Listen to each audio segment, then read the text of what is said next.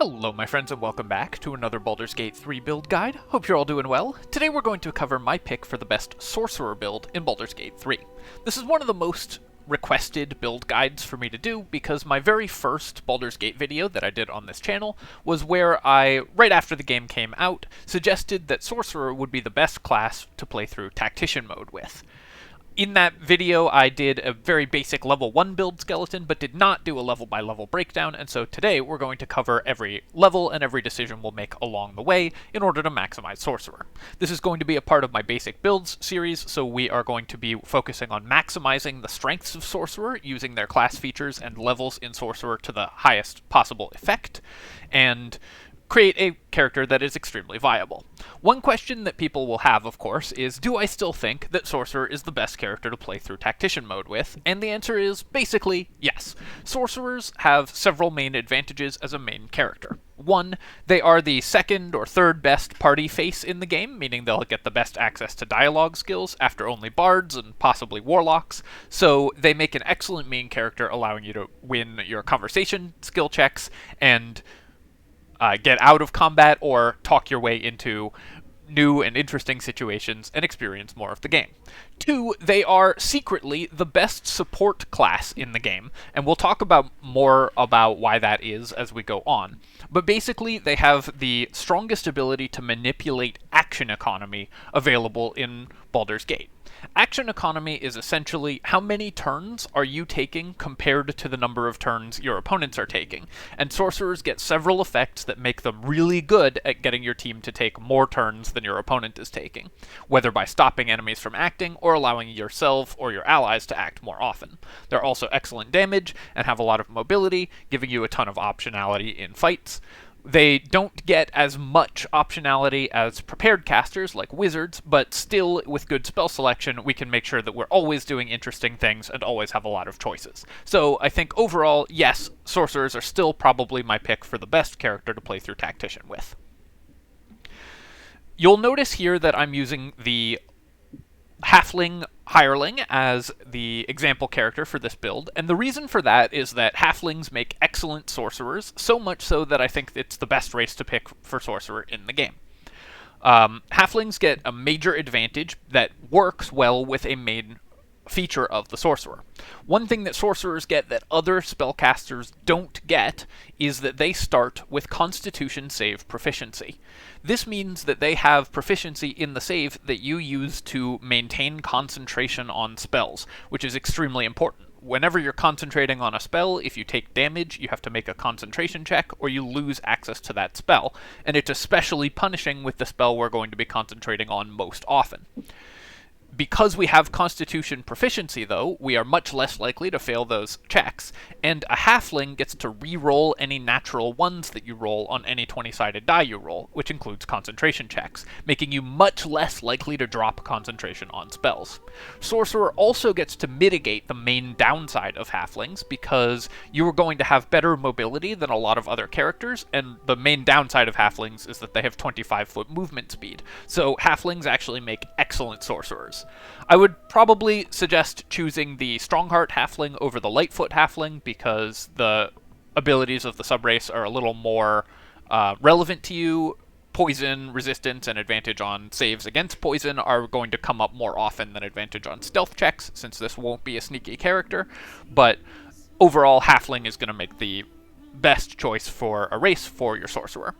Other good options are, of course, Githyanki, like I said in my previous video, because Astral Knowledge is broken and more mobility is excellent, but we won't need the armor proficiencies as much because we're going to be getting those later on in the build, and Wood Elf, because Wood Elf is just the top tier for pretty much every class. Additional movement speed is good, slightly less important for sorcerers than other classes, but still extremely important. Alright, so let's get right into building this character. First up, we need to look at our stats. So the stats for Sorcerer are a little closer to what you would want than many of the starting stats. These are at least the three abilities that you actually want to raise are the highest starting abilities. But there's definitely still some changes we can make in order to optimize this. For one thing, we have 3 odd numbers, and you never want odd numbers, and for another thing, we have 12 intelligence, which is a totally useless stat for sorcerers, so we can get rid of that. Let's remove that and go up to 14 dexterity and 16 constitution, making our concentration saves better as well as giving us more hit points, and more AC, and more initiative. Here, we're actually going to leave charisma as an odd number, although if you intend to pick up the method in Act 1 whereby you can increase a stat by 1, you could leave charisma at 16, or if you're not the main party face, you could leave charisma at 16, and if both of those things are true, you can go back up to 17, but just in general, this is the build that we're going to go with. Wisdom we're leaving at 10 because it's the most important save, and also because we're going to need some wisdom later down the line. If you are dropping charisma to 16, then you would increase your wisdom to 12. For our subclass selection, we're going to take the by far best sorcerer subclass, Storm Sorcery. The reason for this isn't the damage output, although that is also nice. Storm Sorcery gets bonus damaging effects, but the ludicrously powerful Tempestuous Magic feature. After you cast a level 1 spell, you can fly as a bonus action, which doesn't provoke opportunity attacks. The fly distance is always 30 feet, so combined with your 25-foot halfling movement speed, you get 55 feet of mobility, which means that you mitigate the main downside of halflings using this ability. You can also position yourself in places where enemy melee characters simply can't reach you, up on high ground and so on. As well, you can leave melee contact with enemies without provoking opportunity attacks, which is incredibly valuable for casters. So this is the reason that we pick Storm Sorcery primarily, although of course the other subclass features are very good, but Tempestuous Magic is ridiculously strong. For our skill selection, the only important thing is that you want to avoid performance and deception, because we'll get those later on in the build, so you're actually also going to want to avoid taking a background like this character comes with that has proficiencies in either of those skills. I think that the best background is probably going to be Guild Artisan, getting you Persuasion and Insight. Insight won't be tremendously useful, but will come up some, because you won't have a huge bonus in it, but will come up sometimes in dialogue. But generally speaking, Sorcerer is best served when making dialogue checks, and so you're going to want those to be your highest skills. I would suggest selecting Intimidation and Persuasion. For our cantrip selection, we need to have a default action in combat, so assuming that we don't have a spell we want to cast, we want one of our cantrips to be a good action to cast in combat, and the best of these by far is Firebolt. 60-foot range does the most damage, just a very solid spell. We then want the 2 really strong utility spells, Mage Hand and Minor Illusion. There are so many uses for these in the game, and I highly recommend having access to these in every single party, and Sorcerer, of course, is one of the best characters to use these. Minor Illusion can be used to group enemies for your AoE effects, pull enemies into dangerous locations, shove them off cliffs, and so on. Mage Hand has so many uses, and a hidden use for this is that enemies that can see it will often attack it, so you can actually use it to distract enemies with see invisibility by placing a Mage Hand next to them. For your 4th cantrip, I think there's a few options. If you want access to an alternative damage type, Ray of Frost is the best, and also has some utility. I'll talk about that a little bit later. But also Friends is very useful for party face. Do be careful who you cast this on, of course, because they might get mad at you. And Blade Ward does have some uses, although less so than for other characters, because we don't intend to be in melee that often. So overall, I think my pick is probably going to be Ray of Frost, but you can definitely pick Friends as well. For our level 1 spell selection, there's one that's critically important and that we will keep throughout the game, and then we'll probably want another combat option just to make sure that we have things to do with our level 1 spell slots. The most important spell, and every character that can take this should, is Shield.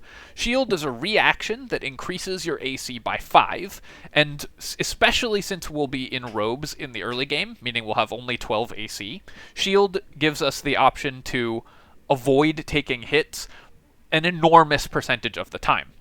This is the single best defensive action in the game, and also gives you something to do with your reaction, which sorcerers otherwise don't really have good uses for.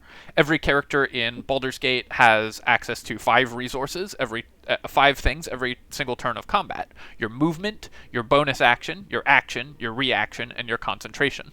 Sorcerers have great uses for all of these except for your reaction. But Shield gives you an opportunity to do something with that resource, maximizing your turns. Since sorcerers are so focused on maximizing action economy compared to enemies, it's really important to make sure that you're using every single opportunity available to you to do something on your turns. For our second option, my personal favorite for early levels is Chromatic Orb.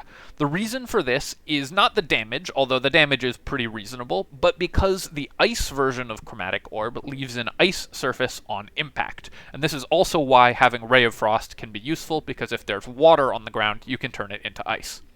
Ice surfaces are ridiculously strong in this game because an enemy walking on them has a chance to fall over, and if an enemy falls prone on their turn in this game, they lose the rest of their turn. The entire rest of their turn is wasted. So if you cast an ice orb on someone, leaving an ice surface underneath them, and then they walk forward towards you and fall prone, you've cost them an entire turn while still doing a turn's worth of damage, and there's a decent chance they're still on the ice surface and need to make the check again next turn. Alright, so that's level 1. Let's go to level 2.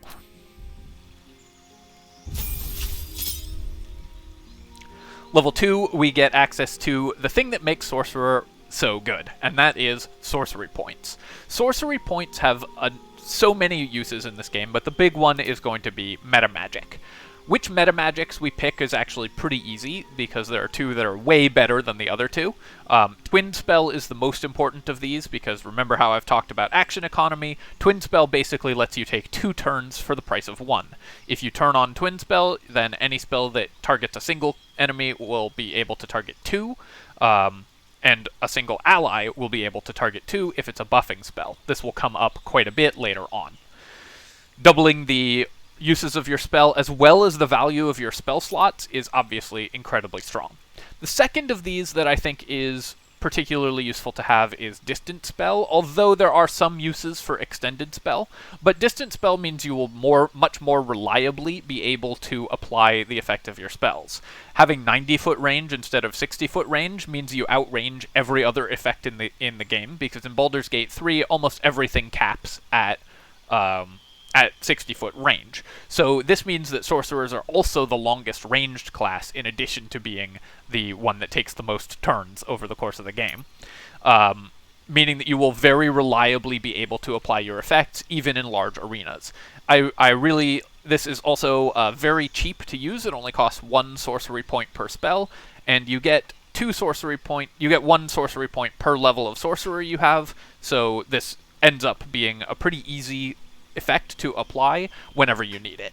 Something to keep in mind is that you can spend spell slots to gain more sorcery points. You can spend a spell slot to gain a sorcery point equal to the level of the spell. Sorcery points are generally a more valuable resource than spell slots later on in the game, and so you will often want to consider doing this if you're running low on sorcery points, because so often what you're spending them on is Twin Spell, meaning that the sorcery points you're spending are basically a whole extra spell slot anyways, that you get to take in 1 turn instead of in 2 turns. So consider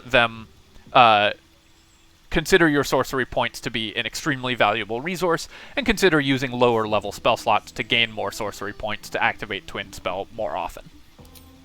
For our spell selection here, this is where things get a little tricky. There's several that are really strong, and we only get access to 3 of them. So the ones that I think you want to pick from here are Mage Armor. Really good to have up all day because it just makes you harder to hit, and that's obviously very good, very great defensive spell. Magic Missile, which is extremely reliable damage,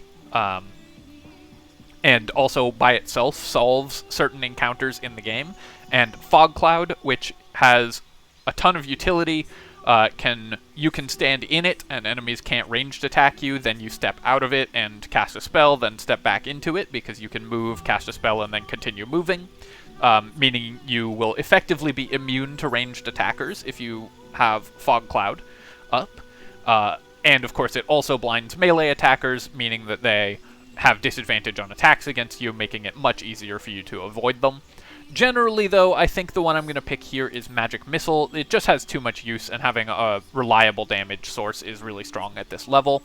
Though, Mage Armor, if you are finding yourself taking hits, is very strong as well. Another consideration is, and depending on your team makeup, you may want Fog Cloud. We're not going to replace a spell at this level because we've already taken the 3 best level 1 spells for us, so that's totally fine.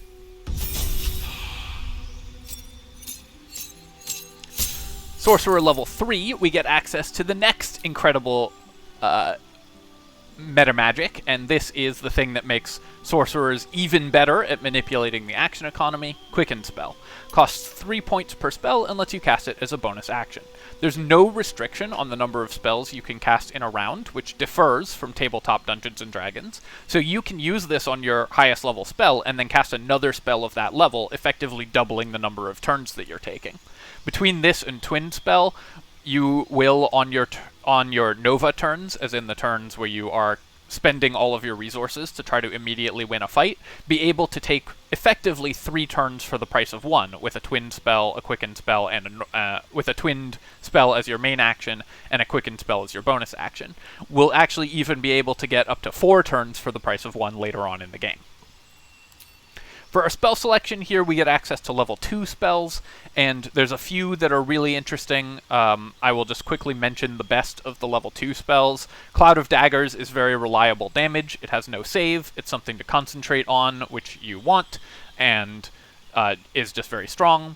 Scorching Ray is the best single turn damage option that you have at this point in the game. If you hit with all 3 rays, it's 6d6 fire damage, which is very good for this level, and also can be quickened, allowing you to double cast it in the opening rounds of combat if you just really need something dead. Misty Step gives you additional mobility, and you're definitely going to want access to this at some point in the game. And Web is actually a pretty good way to stop enemies from moving. Of these 4 at this level, I think you actually want your Sorcerer mostly to be contributing damage at this point, so the ones we're going to take are Cloud of Daggers, and we're actually going to replace Chromatic Orb here with Scorching Ray, giving us access to a lot of damage. Then we'll grab utility as we continue to level up.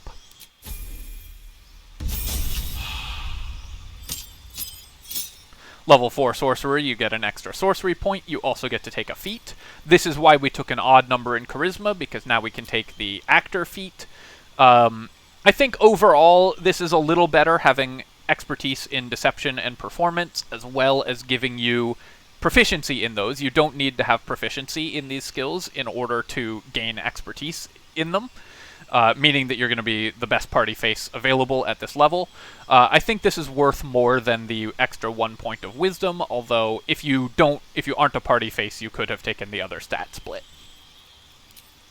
For our next cantrip selection, at this point, you will probably know what you're missing. If you need a source of light, light is very good. If you find yourself failing dialogue checks, you may want friends. I'll probably just take friends here. For our spell selection, you definitely need to have access to Misty Step at this point, so we're going to add that in. We don't need to replace any spells. We've got a pretty good spell selection going at this point, so I'm pretty happy with this. Here is where you will start to suffer from having low AC, so you may wish to find a scroll of mage armor and just use that on every day in order to maximize your AC, or have an ally cast it on you if you have an ally who has access to it, or bark skin, something like that from a druid ally. But shield is still going to serve you better for avoiding damage typically, and you're going to play pretty far back using the high mobility of this character to avoid enemy damage. Level 5 is where you get the really exciting things, and for most spellcasters this is true. Level 3 spells represent a geometric increase in your power level. They are wildly more powerful than their level 2 equivalents and give you tons of additional options. The best one for sorcerers is the one that makes this build really tick, and that is Haste. Haste gives you a whole second action, which can be used to cast a spell. You can twin Haste on an ally. You can quicken Haste as a bonus action and then cast 2 spells. So, twinning Haste is probably the single best action that you can take in the game, because it gives you a whole second action as well as giving an ally 2 actions. If your party wins initiative, then you can choose to have your sorcerer act before your other characters, meaning that you'll get the full benefits of haste on them the opening turn. So initiative is very strong on sorcerer. Anything that you can find that increases your initiative is going to be very good. For a replacement spell, we're going to take the other really important spell, and at this level, I will probably suggest removing Cloud of Daggers, since we're going to be concentrating on haste just about every round of combat. You remove Cloud of Daggers and pick Counterspell.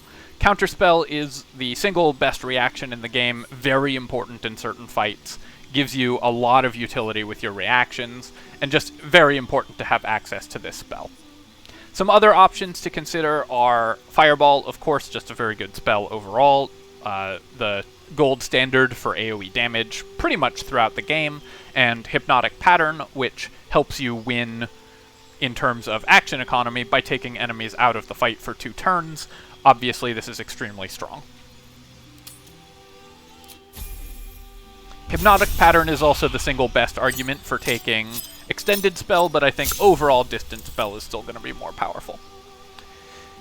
At level 6, now that we have access to level 3 spells, we get to make a choice. Because sorcerers only need to hit level 11 in order to get access to their 6th level spells, we have room for a 1-level dip if we prefer that to a feat. Overall, I think there is a 1-level dip that justifies taking it over a feat, and that dip we're going to take at level 6 now that we have access to 3rd level spell slots. The class, of course, is Cleric, the best 1-level dip in the game, which gives you access to heavy armor if you take Life, Tempest, War, or Nature domains, as well as shield proficiency, increasing your AC significantly. It also gives you access to a really good alternative concentration spell in the spell Bless. Still one of the best things to be doing with your turns is concentrating on Bless, and some healing options, most notably Healing Word. For our domain selection, the best 1-level dip usually is going to be Life Domain.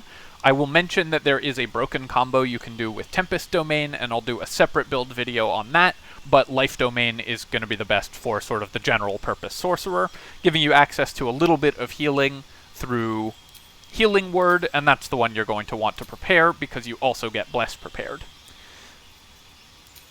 Don't take spells that require save DCs because you're going to only have 10 Wisdom at this point, or maybe 12 depending on your initial stat split, and so the save DCs will be really low on your Cleric spells, but this gets you heavy armor and a bunch of really useful cantrips as well. The best of these is Guidance, which is very important for every party to have, and you also get to now take Blade Ward if you didn't from your Sorcerer levels. Thaumaturgy gives you advantage on Intimidation and Performance checks, making you even better at passing Dialogue checks. For your deity selection, I think Selûne and Mystra have the most role-playing opportunities in the game, so I would probably go with one of those two. I've often suggested taking Selûne, so this is a magic character. Let's go with Mystra here. Then you can chat with Gale about how much you love Mystra, although not probably in the same way he does. Back to Sorcerer for Sorcerer level 7, and we get our subclass features that give us a bunch of lightning spell options, giving you the local storm, as well as resistance to lightning and thunder damage. Resistance to lightning and thunder damage is really strong. This will come up quite a bit, and this is also a good reason to have access to an additional spell. You get Call Lightning, which is great, so we definitely want that. Because Call Lightning is going to be another really good thing to spend your concentration on, although again, sorcerers just love concentrating on haste so much that you will usually want to do that, but because the Call Lightning spell does synergize with Storm Sorcerer, it's worth considering that as well. Here we're going to take we're going to take Fireball as our spell, although you could also take Lightning Bolt, but Fireball's just so strong that I think you prefer it even with the Lightning synergy from Storm Sorcerer. And at this point, I actually think you don't want to replace anything. This spell list is pretty optimized, and so getting more top-heavy at level 3, you would prefer not to do.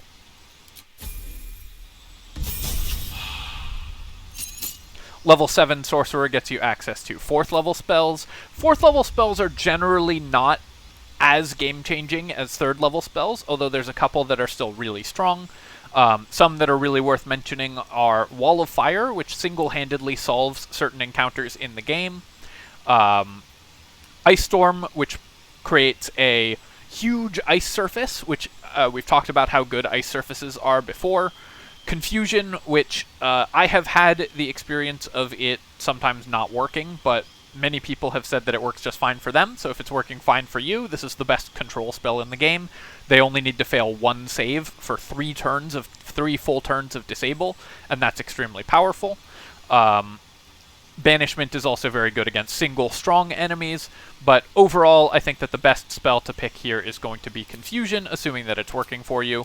I also at this point recommend leaving again the rest of these, although you could replace Scorching Ray, which has started to fall off in terms of damage, for something higher level, like let's say Wall of Fire, if you happen to want that. Wall of Fire is really good in certain encounters. It will single-handedly solve some encounters by itself. In particular, ones that take place in narrow corridors or have lots of low-health enemies coming towards you. Level 8 we get our feat, or level 9 we get our feat, which of course is going to be a charisma increase. If you went with 17 charisma and took Anti-Ethel's Deal at this point, you will have, and didn't take Actor, you'll already have 20 charisma, and the best feat to take in that case is Alert by far.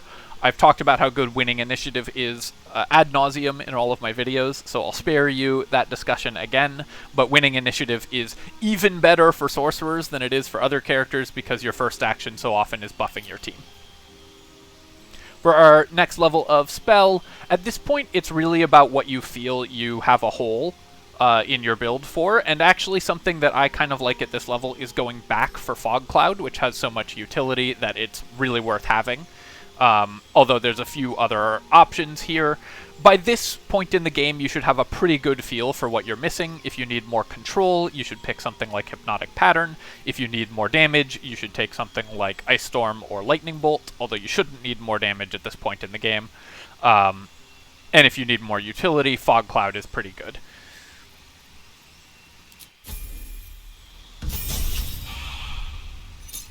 Sorcerer level 9 gets us access to 5th level spells, and here is where spells do start to fall off a little bit. As you level these up, you will often want to consider, is it better to just go back for a lower level spell? Because so many of the strong spells at these levels are concentration, and Sorcerer's concentration slot is basically locked into Twinned Haste, because it's just so powerful. You want to generally avoid taking too many concentration spells at this level, so something like Cloud Kill has a lot less utility for you than it does for other characters, similarly Hold Monster or Insect Plague.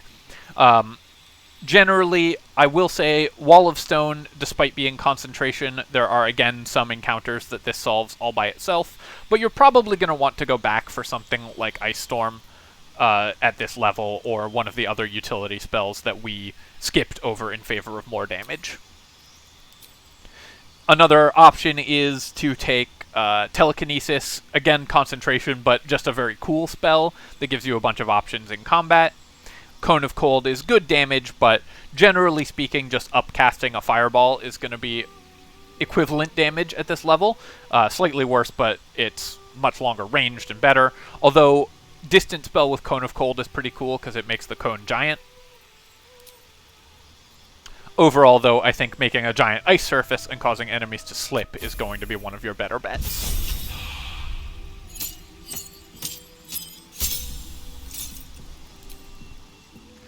Our cantrip selection at this point, again, you should really know what you want. I'm going to take True Strike to annoy everyone in the comments. And our spell selection here, you want either burst damage or just some utility spell that you are missing from your party. We're going to probably select Wall of Stone at this level because there are some encounters that it solves all by itself, but generally you will be able to figure out at this point what you are missing, and it's really going to depend on what your party has access to, what you want to pick at this level. We also get access to another Metamagic, and Extended Spell is definitely the best of these, I think, although Heightened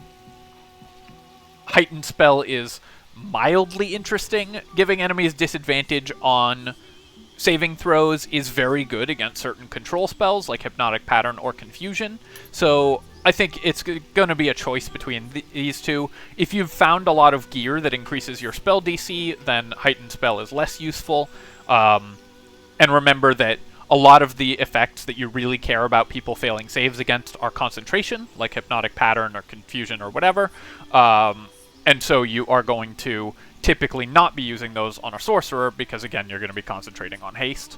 So Extended Spell gives you the option to give you a little more utility there, but generally your sorcery points are going to be spent on Quickened Spell and Twin Spell much more often than these, so this selection doesn't matter as much.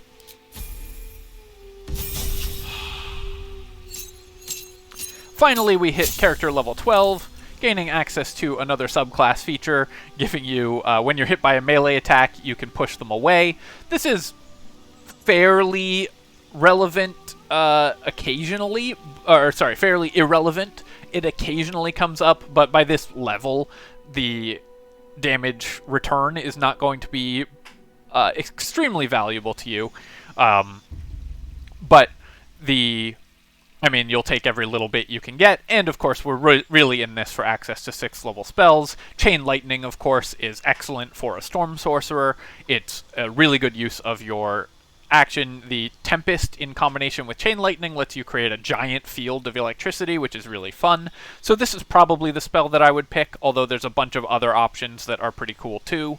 You're going to want to avoid things that are concentration, like Sunbeam or Globe of Invulnerability, but Eye Bite, despite being concentration, is really fun to use. It just gives you a CC option that you can use every turn.